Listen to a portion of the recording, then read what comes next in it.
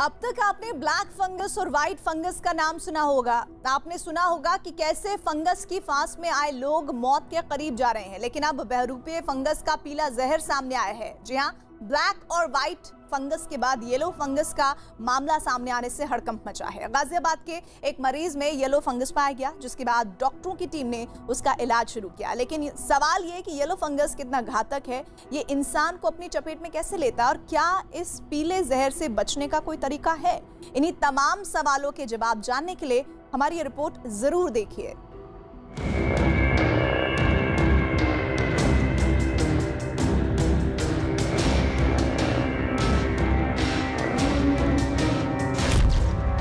देश में yellow fungus की दस्तक। एंडोस्कोपी टेस्ट करने से मुझे पता लगा कि उसमें येलो फंगस भी है।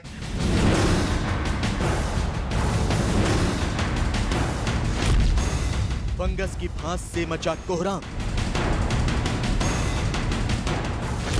जो कोरोना से ठीक हुए और कितने मरीज हैं, इसके लिए घर घर सर्वे किया जा रहा है।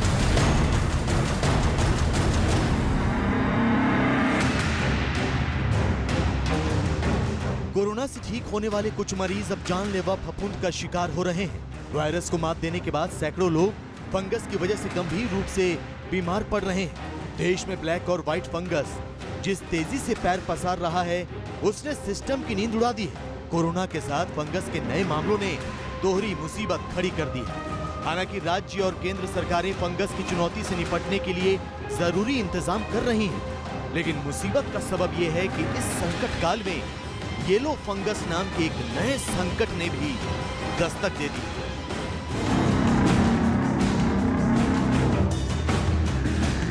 राजधानी दिल्ली के करीब गाजियाबाद में येलो फंगस का पहला केस सामने आया है। यहां एक मरीज में 3 तरह के फंगल इन्फेक्शन होने की जानकारी मिली। इस मरीज में ब्लैक और व्हाइट फंगस के साथ येलो फंगस का संक्रमण पाया गया। डॉक्टरों के मुताबिक मरीज में ब्लैक और व्हाइट फंगस के लक्षण नहीं थे। सीटी स्कैन की रिपोर्ट भी बिल्कुल ठीक थी, लेकिन मरीज का एंडोस्कोपी किया गया तो पता चला कि उसे ब्लैक और व्हाइट के साथ येलो फंगस भी है, जिसके बाद मरीज का फौरन ऑपरेशन किया गया। अभी आज सुबह ही डॉक्टर साहब आए थे, उन्होंने बताया कि ब्लैक, येलो, वाइट तीनों कहा है। उसने एक्सट्रीम वीकनेस बताई है, जो कि वाइट फंगस में और ब्लैक फंगस में नहीं मिलता है। उसके साथ साथ वो सारे सिम्टम बताए हैं जो वाइट फंगस और ब्लैक फंगस में थे। और वो सीटी स्कैन जो मेरे पास लेकर आए थे, सीटी स्कैन बिल्कुल नॉर्मल था। उनको मैंने बोला कि जब आपको बहुत वीकनेस है तो मैं आपका एंडोस्कोपी टेस्ट करता हूँ। एंडोस्कोपी टेस्ट करने से मुझे पता लगा कि उसमें येलो फंगस भी है, उसमें वाइट फंगस भी है, उसमें ब्लैक फंगस भी है। उसको इमीडिएटली ऑपरेट किया गया। येलो फंगस ब्लैक और व्हाइट फंगस से भी ज्यादा खतरनाक बताया जा रहा है। येलो फंगस शरीर को अंदर से कमजोर कर देता है। फंगस का असर जैसे जैसे बढ़ता है, मरीज का वजन तेजी से कम होने लगता है और ये काफी घातक हो जाता है। इसमें घावों से मवाद का रिसाव होने लगता है और सबसे बड़ी बात यह है कि घावों के ठीक होने में बहुत समय लगता है। येलो फंगस के लक्षणों में सुस्ती, कम भूख लगना या बिल्कुल भी भूख न लगना और वजन कम होना देखा जा रहा है। येलो फंगस है वो इसलिए खतरनाक साबित हो सकता है कि उसमें जो घाव हम बनाते हैं उसकी सफाई करने के लिए उसको हीलिंग होने में बहुत समय लग जाता है। वो घाव रिश्ता रहता है, उससे खून रिश्ता रहता है। लेकिन जो वाइट और ब्लैक फंगस हैं, इनके घाव धीमे धीमे समय के साथ बढ़ते रहते हैं। डॉक्टरों के मुताबिक येलो फंगस काफी खतरनाक है, लेकिन एहतियात बरतकर इससे बचा भी जा सकता है। डॉक्टरों के मुताबिक सबसे पहले लोगों को अपनी इम्यूनिटी बढ़ानी चाहिए। खाने पीने का खास ध्यान रखना चाहिए। कुपोषित लोगों की इम्यूनिटी कमजोर होती है और ऐसे लोगों में फंगस अटैक करते हैं। खुद की और अपने आसपास की साफ सफाई का ध्यान रखना चाहिए। डॉक्टरों के मुताबिक गंदगी ऐसे फंगस को न्योता देती है। इसके अलावा बाहर निकलने पर मास्क जरूर पहनें और मास्क को नियमित रूप से धोएं भी। गंदे मास्क पर फंगस का खतरा ज्यादा होता है। आप लोग लोग इन चीज़ों से दहशत में ना आए, अपनी इम्यूनिटी बढ़ाएं, अपनी यौगिक एक्सरसाइज करते रहें, खाने पीने का ध्यान रखें, बाहर जब निकलते हैं तो मास्क ज़रूर पहनें और अपने मास्क डेली चेंज करते रहें, क्योंकि मास्क को अगर हम साफ़ नहीं करेंगे, हमारा जो सांस की हवा उसमें जाती है तो उससे भी हमारे मास्क में भी फंगस होने का डर रहता है। अगर हम अपने आप को साफ़ रखेंगे, अपने आसपास के एरिया को साफ़ रखेंगे तो इस तरह की बीमारी नहीं होगी। गाजियाबाद के ईएनटी स्पेशलिस्ट की माने तो उन्होंने अपने करियर में पहली दफा येलो फंगस देखा है। हालांकि जिला प्रशासन ने अब तक येलो फंगस के किसी केस की सूचना मिलने से इनकार किया है।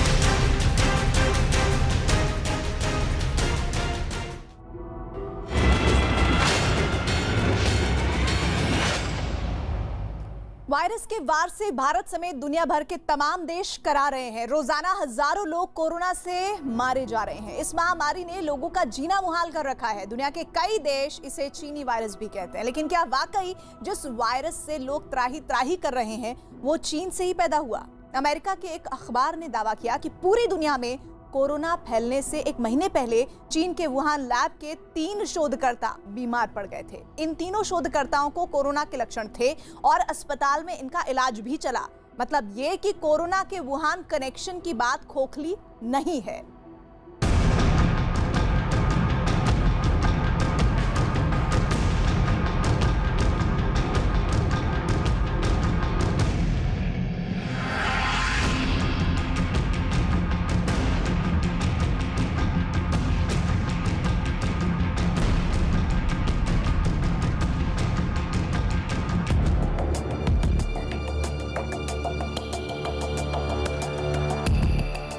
कोरोना महामारी ने पिछले करीब 1.5 साल से दुनिया भर में तबाही मचा रखी है। इस वायरस ने करोड़ों लोगों को अपना शिकार बनाया और लाखों जिंदगियां निगल ली। भारत में तो कोरोना की दूसरी लहर से मौतों का आंकड़ा बढ़ता चला जा रहा है। लेकिन अब तक यह पता नहीं चल सका कि कोरोना वायरस की उत्पत्ति कहां और कैसे हुई। WHO के अलावा कई देश इस बात की तफ्तीश कर रहे हैं कि कोरोना कहीं इंसान का बनाया वायरस तो नहीं है। कहीं चीन की वुहान लैब से इस घातक वायरस का कोई कनेक्शन तो नहीं है। दुनिया के ज्यादातर देशों का मानना है कि कोरोना वायरस के लिए चीन ही जिम्मेदार है, जबकि चीन इससे पल्ला झाड़ता रहा है।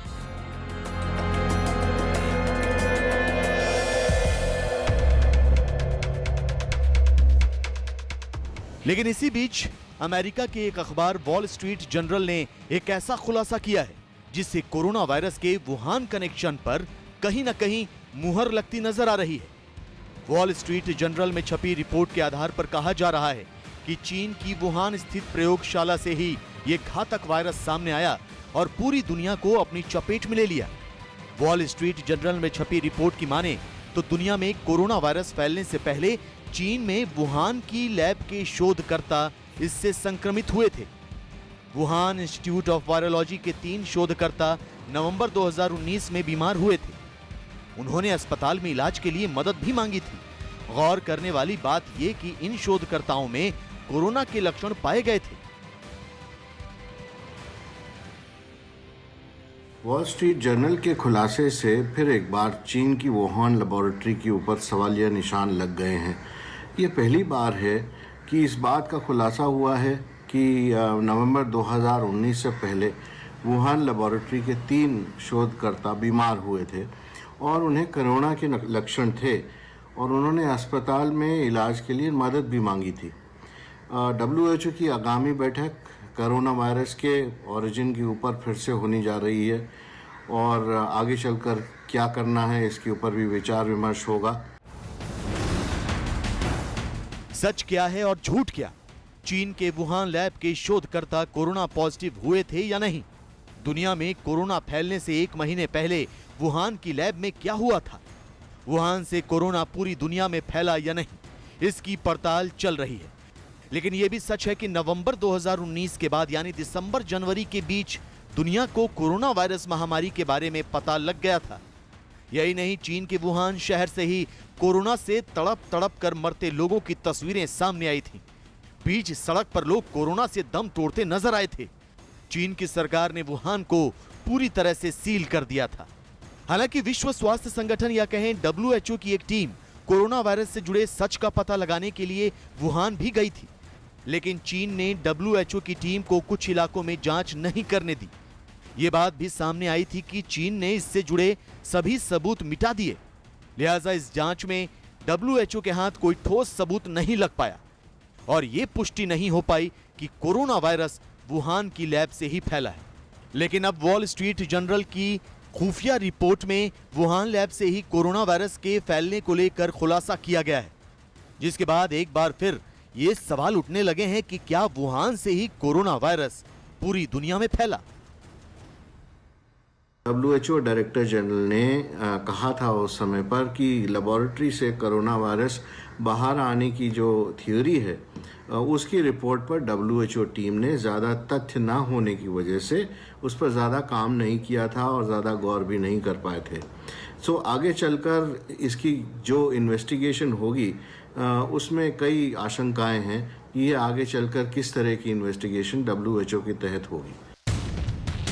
वैसे वॉल स्ट्रीट जर्नल से पहले विज्ञान संबंधी मामलों पर लिखने वाले जाने माने ब्रिटिश लेखक निकोलस वेड ने भी वायरस की उत्पत्ति पर सवाल उठाए थे। वेड ने कहा था कि चीन के वुहान इंस्टीट्यूट ऑफ वायरोलॉजी के शोधकर्ता कोरोना वायरस से मानव कोशिकाओं और चूहों को संक्रमित करने का प्रयोग कर रहे थे। इस तरह के प्रयोग के चलते ही कोविड-19 जैसा वायरस पैदा हुआ। यही नहीं, अमेरिका के पूर्व राष्ट्रपति डोनाल्ड ट्रंप समेत कई लोग भी ये आशंका जता चुके हैं कि वायरस चीन की किसी प्रयोगशाला से फैला। हालांकि चीन इन बातों को नकारता रहा है और उसका कहना है कि ये वायरस सी फूड के जरिए देश में दाखिल हुआ। 2003 से ये BSL-4 लेबोरेटरी है जो कि हाईएस्ट स्टैंडर्ड मानी जाती है।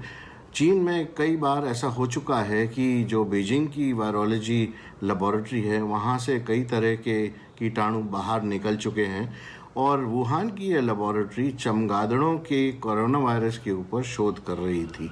दिसंबर 2019 में ही वुहान लेबोरेटरी ने कहा था कि उनके पास ऐसा सैंपल है जो कि सार्स कोविड-19 से 96% मिलता जुलता है। खैर, अमेरिकी अखबार का कोरोना के वुहान कनेक्शन से जुड़ा यह खुलासा ऐसे वक्त सामने आया है जब दुनिया भर में जारी कोरोना के कहर के बीच जिनेवा में वर्ल्ड हेल्थ असेंबली की अहम बैठक शुरू हो रही है। यह बैठक 1 जून तक चलेगी। विश्व स्वास्थ्य संगठन की सबसे बड़ी निर्णायक संस्था की यह बैठक कोविड संकट खत्म करने के उपायों और भविष्य में ऐसी किसी महामारी के रोकथाम पर चर्चा करेगी। इस बैठक में दुनिया के अलग अलग देशों के प्रतिनिधि मंडल, UN पर्यवेक्षक, सहयोगी सदस्य, गैर सरकारी संगठनों के प्रतिनिधि भी शामिल होंगे। उम्मीद है कि इस बैठक में कोरोना को रोकने के साथ वायरस के चीन कनेक्शन पर भी चर्चा होगी। अगर चीन ने जानबूझकर दुनिया पर यह महामारी थोपी है तो उसे उसके किए की सजा भी दी जाएगी।